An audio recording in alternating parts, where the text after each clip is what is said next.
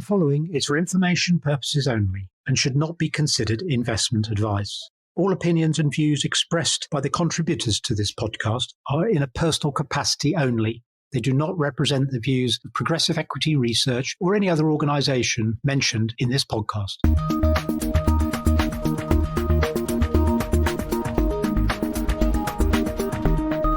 Hello there, and welcome to Talking Tech from Progressive with George O'Connor and myself, Ian Robertson, the podcast where we talk about the UK small and mid-cap listed tech market and try and bring some facts and understanding to bear. George, madness is upon us, but we're trying to sort of make sense of it all and trying to ignore it at the same time. How are things for you in software and services world? Ian, this is the cruelest month. Tariffs, trade war, increasing UK gilts, global markets in meltdown. In terms of my results this week, not a huge amount from me. We had Serata, we had Gattaca, and we had Qualcomm, the distributor out of Germany.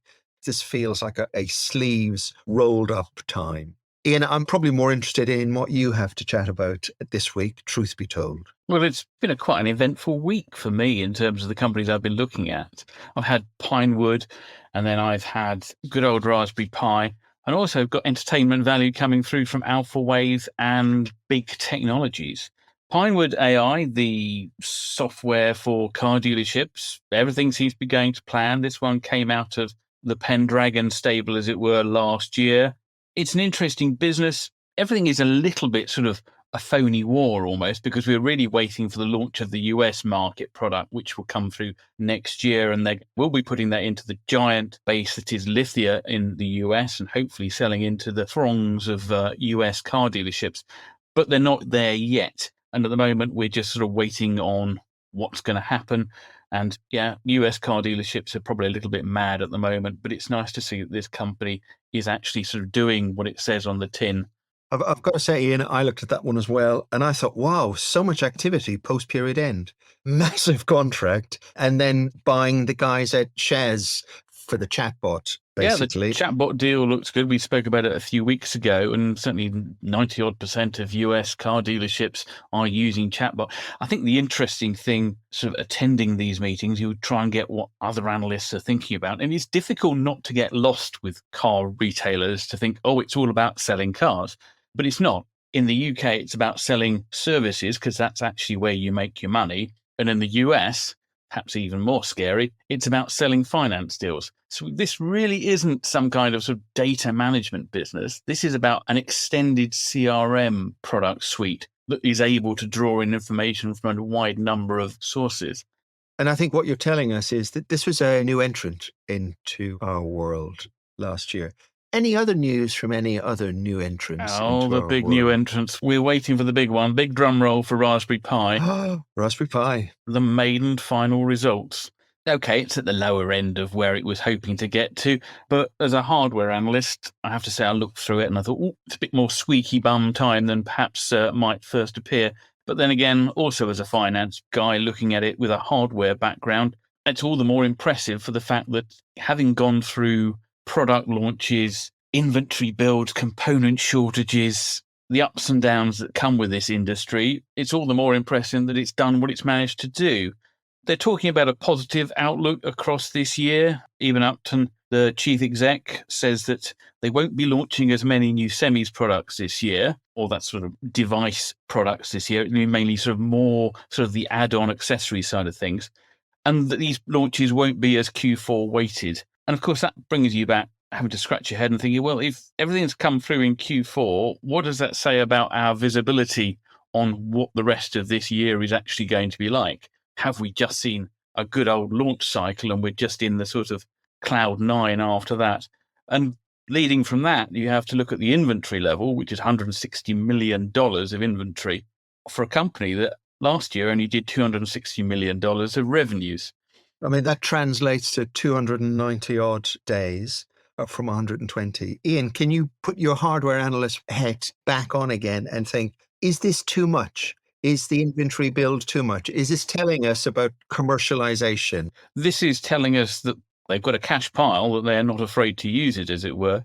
They don't want to get things wrong. Yes. And this is the big concern with this business. I think we wrote about it when it was being launched onto the market. We're saying, well, actually, look at the way this business sells. This is a reseller-based business, hence the worryingly low gross margins to a certain extent, 24, 25% gross margins. And that does translate into 10% operating margins, but it still feels that this should, in terms of the feel of the meeting, what the general narrative is, it should be a higher operating margin. It should be a higher gross margin. It should be a lower inventory level. Granted, this is a business that is something on a path. It's gone from being a hobby boards business, and then it's added on the idea that you're using these products for development, and they produce some software and the way in which everything evolves around it, to the point now where it produces components and modules that should be going into volume products.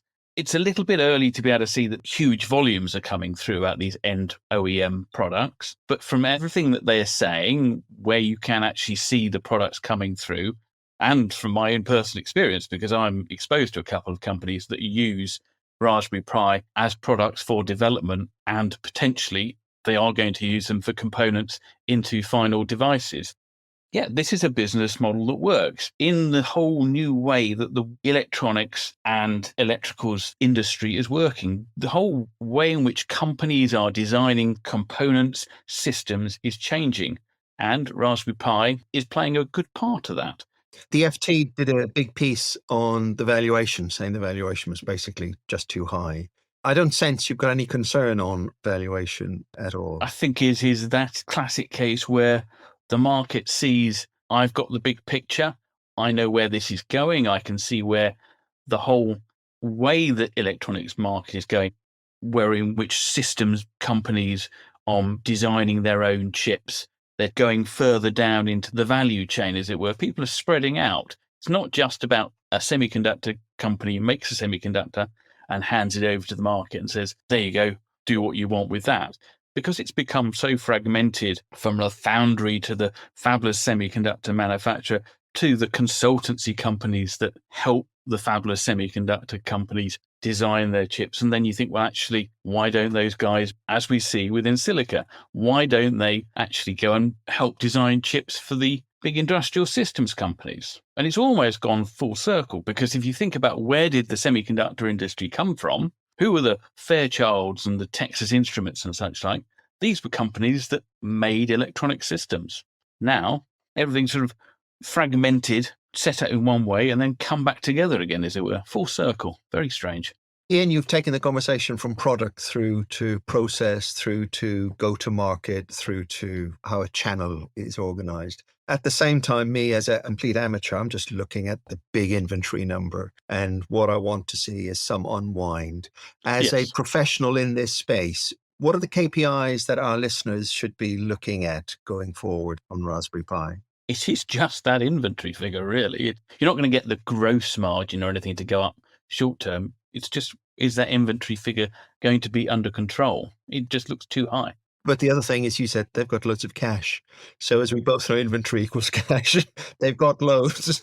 If that is what the investors are happy with, that is what the investors are happy with. If the investors think that we need $160 million of inventory to generate 320, whatever $million of sales, so be it.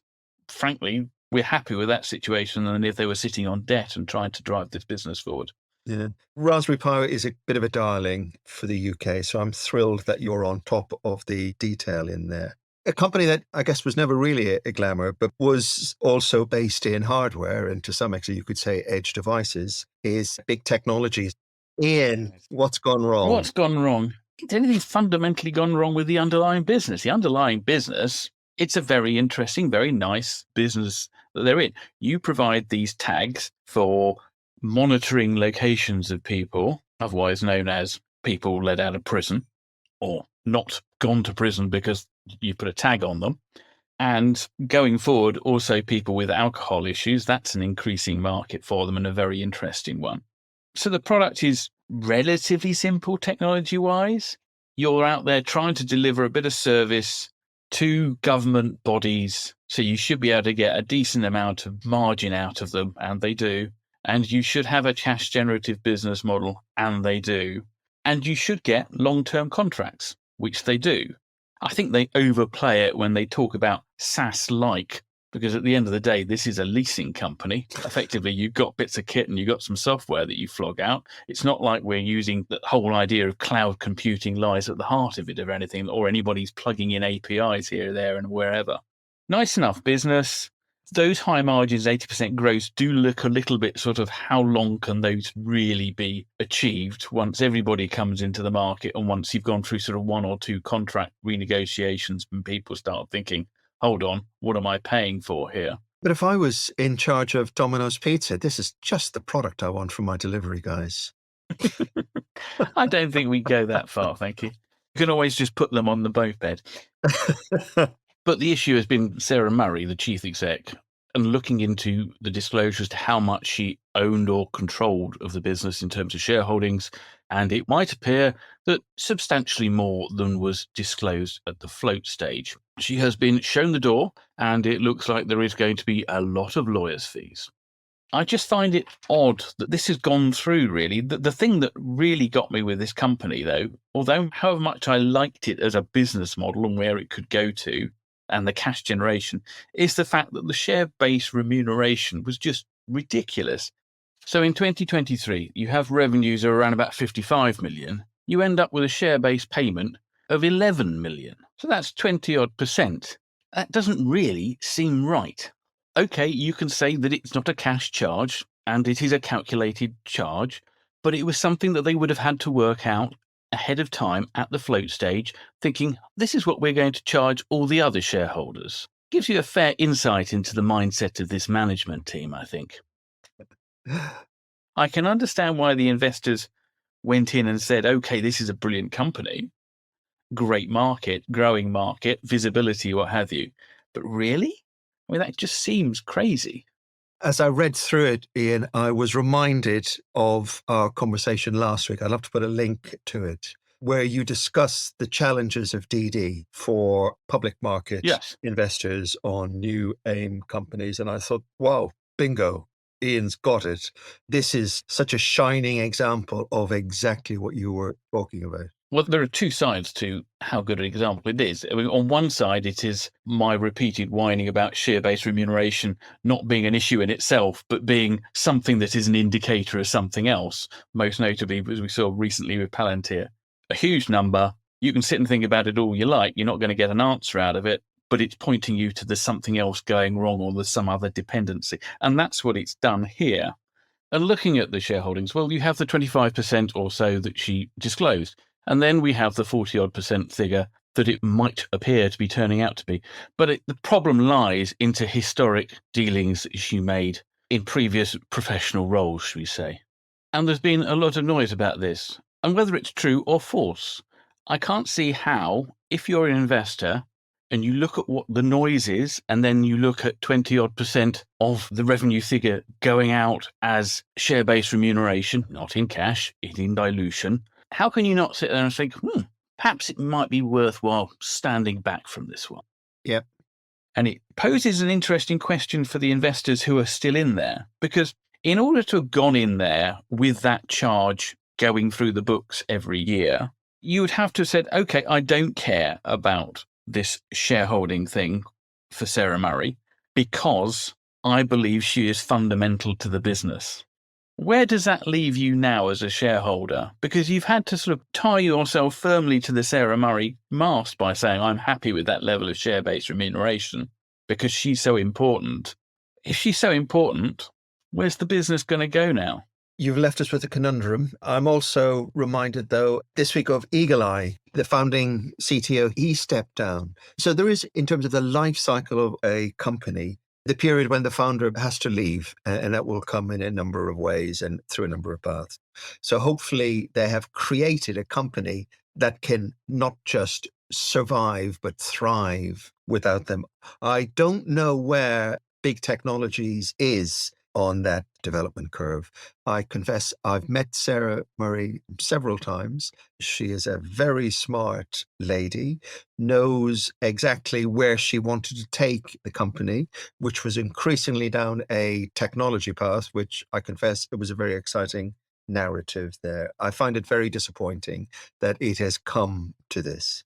Yes, it's a shame, to say the least. Is there a better story in Alphawave, Ian? Are you going to regale us with joy? Am I going to regale you? Well, in that the shares have gone up over 50% because Qualcomm has come sniffing. I mean, Alphawave is possibly just as contentious as big technologies.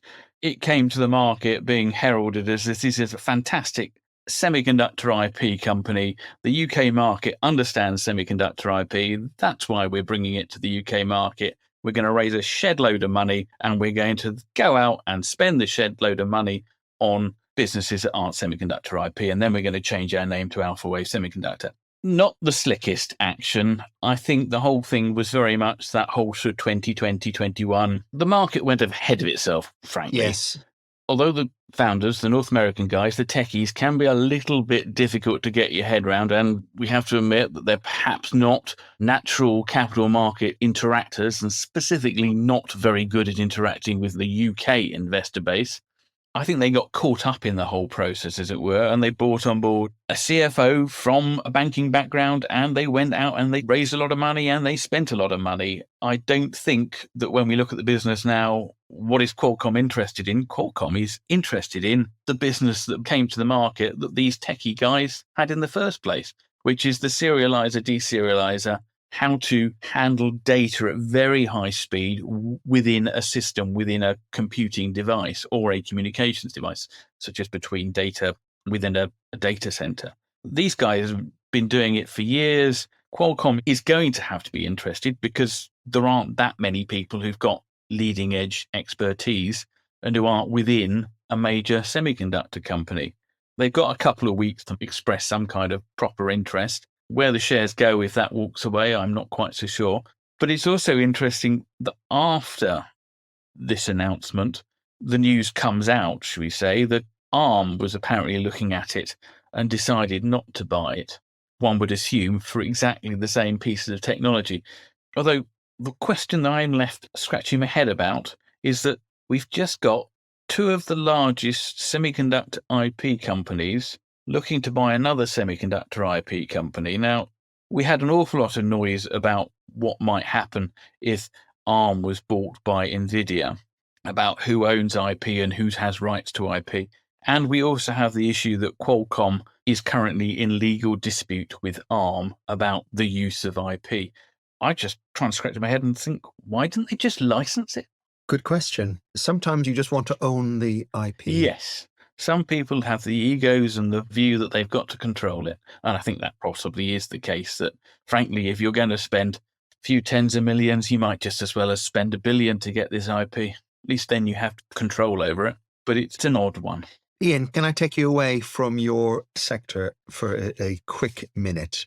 The market reaction since the Trump tariffs came out has been, you could say, well, uniformly weak. But there's been a lot of concern in terms of the hardware sector. Simply physical products carry the tariff. But in addition to that, we, as in the UK, we have a trade surplus with America on the hardware side. Do you have any general concerns, or would you flag anything or any company up to investors and say, in these times of uncertainty, have a look at the following? In terms of the sort of the software and IT services side, we're looking at America there has a trading surplus, so we feel a little bit more comfortable and relaxed. And what the EU might use, and of course the UK, is the digital services tax as being our ability to hit the Americans over the head. But in terms of hardware, do you have any specific guidance there for our listeners? I think when we look at, I suppose it's mainly the sort of electricals companies that are exposed to this. It is going to be difficult, but how long is all this madness actually going to last is the other question. 4 more years. 4 more years. I'm not sure it's going to last 4 more years. I think there is a lot of sort of saber rattling going on. And a lot of these businesses certainly in the higher end side of things, when you talk about the electronics, electricals businesses, if the whole world is having to face these tariffs, what's the problem? You're just going to have to say, right, GDP is not going up, GDP is going down, or the top line is going down. Trying to make a relative call is next to impossible, really. It's nice that we've only got 10%, whereas main competitors may well have 20%. But a lot of the decisions in terms of high-end electronics, high-end electricals, 5, 10, 20%, it's not actually the cost that's making the difference. Certainly not on the product. You then have implementation and the ongoing life cycle costs. There's so much more to costs of using devices than actually the hardware itself. I'm not drawing any firm conclusions, I'm afraid, other than just happy that I'm not a penguin and being victimized. Oh, yes, of course. Penguin Libra. Very good. Ian, have a super weekend. Once again, many, many thanks for sharing all of your insights. Well, hopefully a bit more excitement for you in the next few weeks. Brought to you by Progressive Equity.